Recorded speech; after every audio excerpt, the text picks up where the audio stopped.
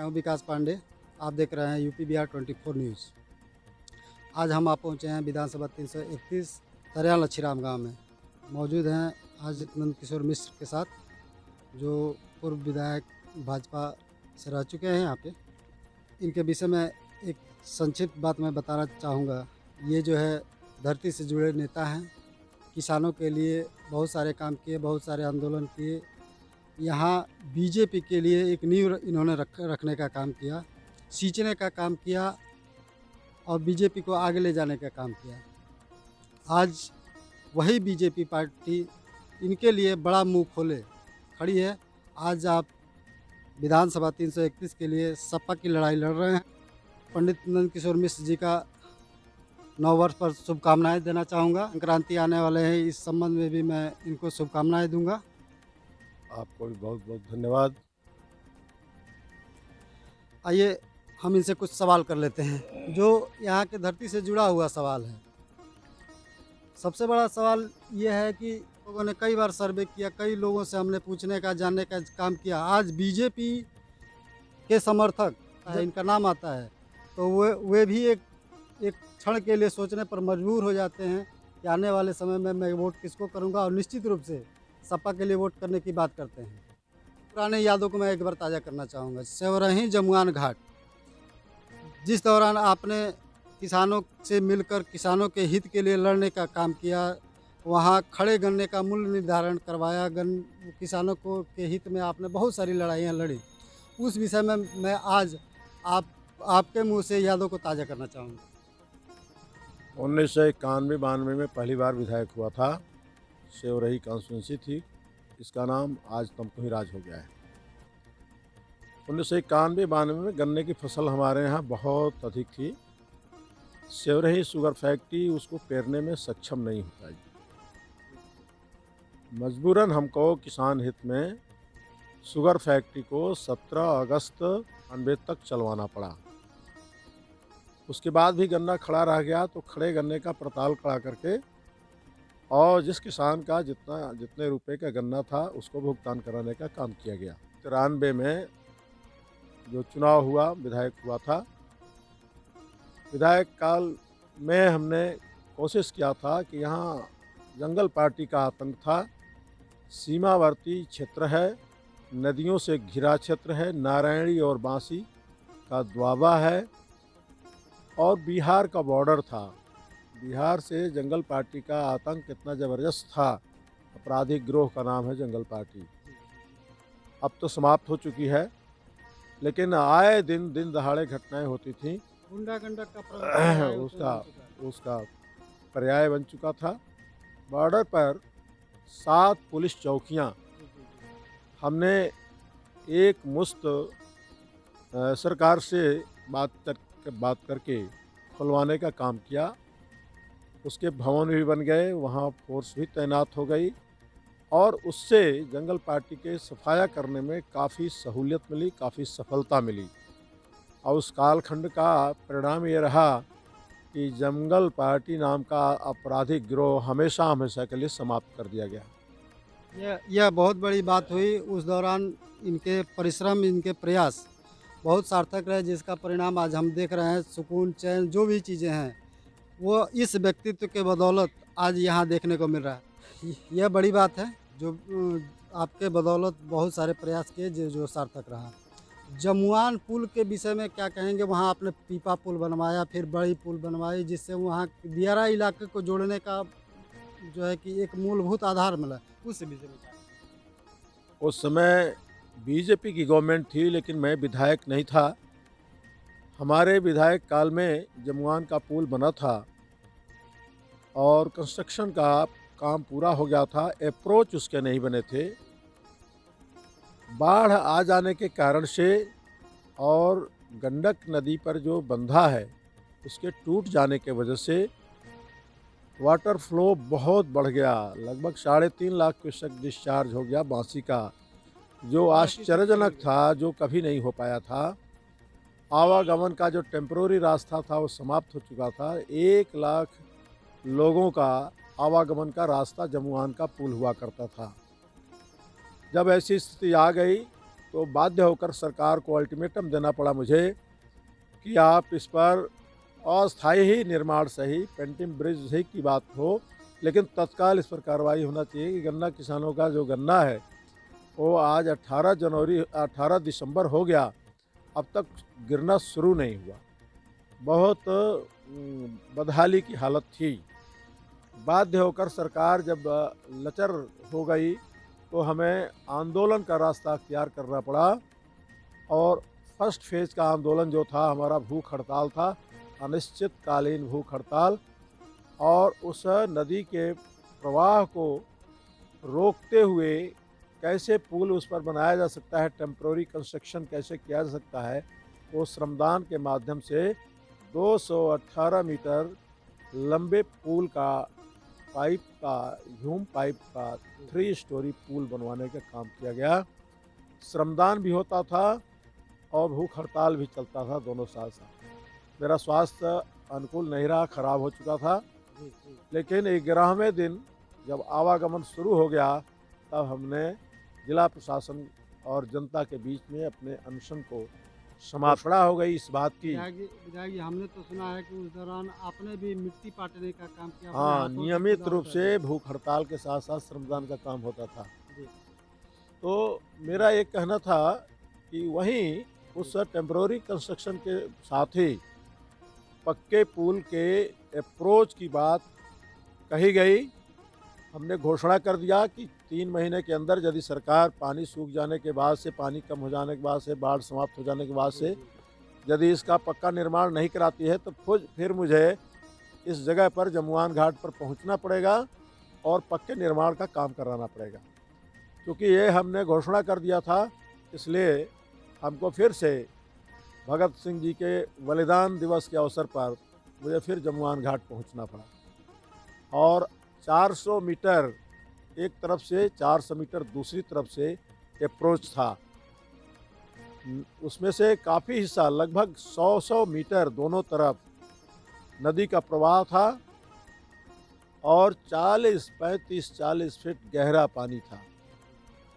उसको पाटने का काम हम लोगों ने 3 महीने के अंदर किया और पानी आने से पहले वो 400 मीटर दूनी 800 मीटर दोनों तरफ का मिलाकर 800 मीटर और 35 फीट 40 फीट गहरा उसको पाटने का काम पूरा हुआ और परमानेंट उसका एक तरह से रास्ता खुल गया।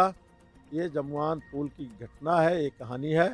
वो ये अप्रोच बनाने के लिए कोई सरकारी एजेंसी काम नहीं कर रही थी, उसके बावजूद अप्रोच का निर्माण हुआ।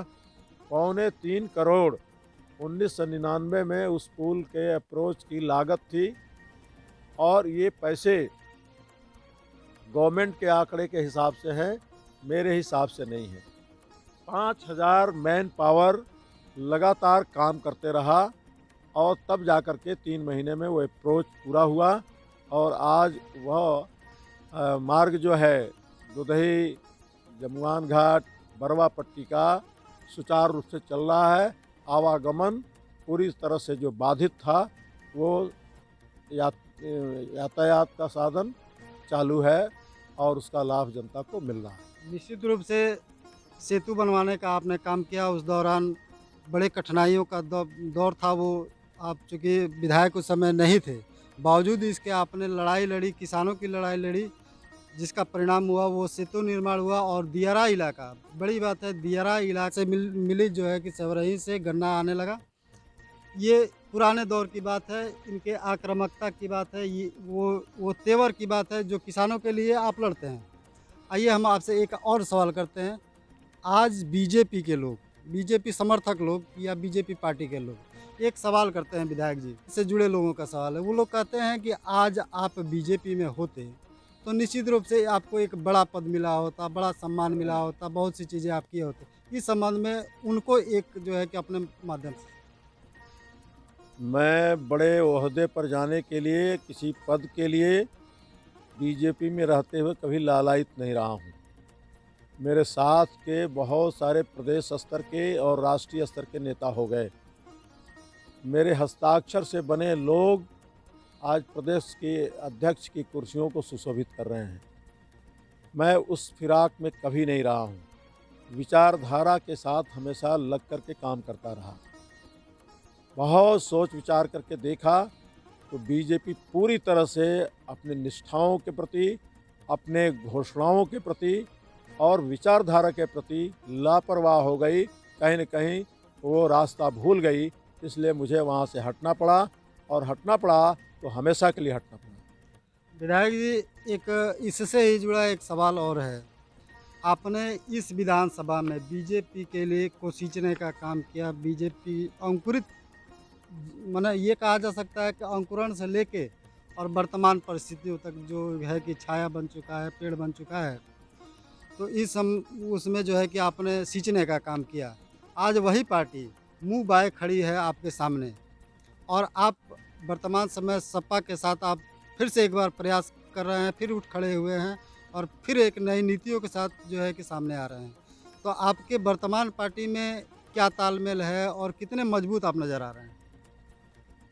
देखिए, वर्तमान पार्टी जिसमें मैं आया हूँ, समाजवादी पार्टी, स्वर्गीय डॉक्टर राम मनोहर लोहिया के विचारधारा को लेकर के काम कर रही है। पुराने जनसंघ का जब विचार करेंगे तो एक बार डॉक्टर लोहिया और दीनदयाल उपाध्याय मिल करके इस देश में चुनाव लड़ने का काम किए हैं। कहीं न कहीं वैचारिक साम्यता होगी और कहीं न कहीं हकूक़ की लड़ाई, आवाम की लड़ाई, समरसता की लड़ाई, आर्थिक दृष्टि से विकास की यात्रा, ये सभी मिल करके एक रास्ते से काम किए होंगे।